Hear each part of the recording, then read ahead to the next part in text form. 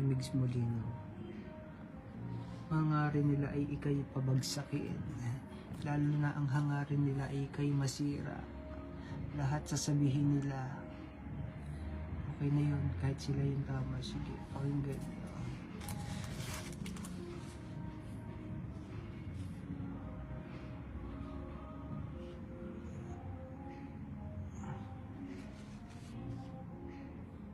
Grace Erfe Salvador Rose Santa Ana. May kaibigan ka ba, Bunso? May kaibigan ka? Meron po kasi sa probinsya. Nagtatagal ba kayo? Nagtatagal kayo? Hindi nga masyado na uusap na. Hindi mo siya kaibigan. Ano lang, kilala lang. Grabe lang talaga. Yung mga classmate ko sa probinsya.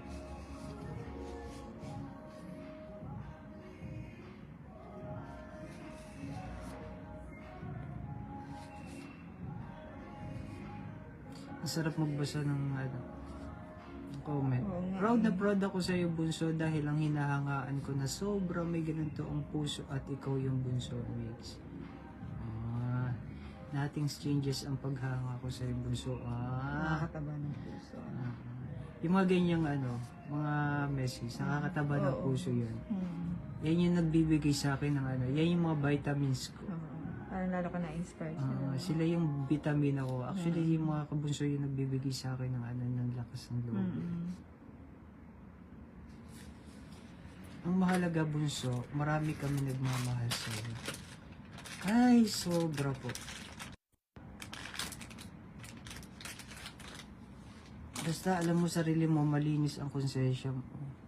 Dapat ipaluwanag sa tamo lang utang na loob at respeto.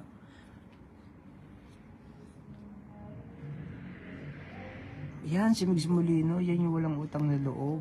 Diyos ko po.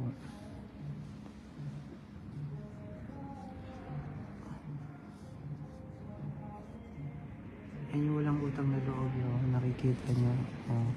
Tinan nyo yung mga, yung purse ko, baka makakita pa kayo ng pupulaan dyan. Glass skin na nga eh. Ganda nga ng skin mo yun. Ganda na. Oo, glass skin na.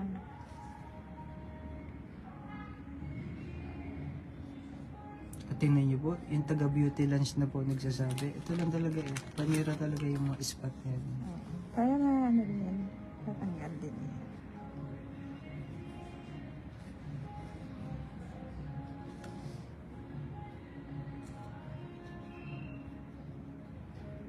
Hindi natin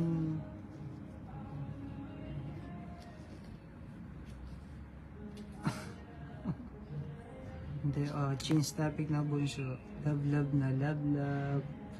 Mahalin nyo ang taong may galit sa inyo, mga Bunso. Hayaan nyo yung mga tao na lang yung may galit sa inyo, basta wag lang kayo ang magtatanim ng sama ng loob. Para syempre, di ba, makakatulog ka ng maayos, wala kang dala-dala, gigising ka ng masaya. Syempre, tapos hindi ka pa stress, di ba? Pag stressin mo yung sarili mo sa ibang tao, magkakasakit ka, hahibla din ka, tapos mag-a-active pa yung mga cancer mo sa katawan mo. Kayong may galit sa akin, kayong may ayaw sa akin, huwag nyo kung huwag kayong ma-stress sa akin. Problema nila yun. Basta nyo ikaw, wala kang problema sa kanila. Huwag nyo akong problemahin. Iwanan nyo ako para for your good health. Huwag nyo akong Wala ka naman magagawa kung ayaw sa'yo, diba? Doon ka lang sa may gusto sa'yo. Huwag nyo stressin sarili nyo sa akin, mga Bunso. Pag ayaw nyo sa akin, gabayan nyo na ako para hindi kayo magkaroon ng stress. Alam nyo yung stress, nagkukos yan ng cancer sa inyo. Pag na-stress kayo, mag-active yung yung sakit ninyo. Sige kayo din. Wala kang kasalanan doon. Ano lang naman, concern lang naman ako, mga Bunso, sa mga may ayaw sa akin.